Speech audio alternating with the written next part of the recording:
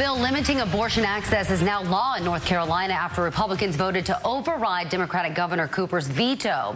Good evening. Thanks for joining us. I'm Angela Taylor. And I'm Rod Carter. One of the key Republicans who made that happen is Representative Tricia Cotham. She recently switched from the Democratic Party to the Republican Party.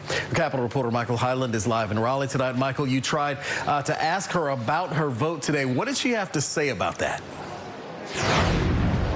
Well, she did not want to answer any questions about it and kept referring me back to a statement that she released last night.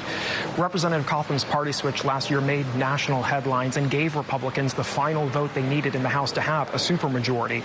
Last year, when the Supreme Court decision overturning Roe v. Wade first leaked, she tweeted, "Now more than ever, we need leaders who will be unwavering and unapologetic in their support of abortion rights." She also previously co-sponsored a bill with all the Democrats a few months ago that would have put the protections of Roe v. Wade into state law.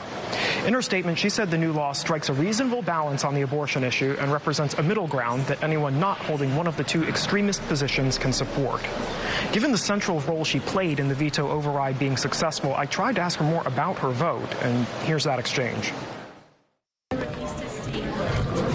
Would you be willing to take just a couple questions about the vote last night? Right now, I released a statement. When would you like to talk about it? I'm not going to do that right now. I did release a statement.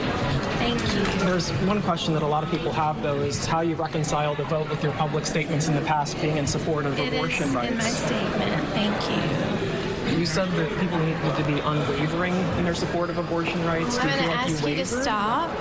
Okay, I've already answered through my statement that was sent out this morning, and I've told you this now about 8 times, so thank you. Cotham also said in her statement that some people may call her a hypocrite because of her personal experience with an ectopic pregnancy that led to a miscarriage, but she said the law will protect women going through something similar. We're also getting new reaction today from Governor Roy Cooper about the override, and we'll have that for you coming up new at 6. Live in Raleigh, Michael Hyland, CBS 17 News.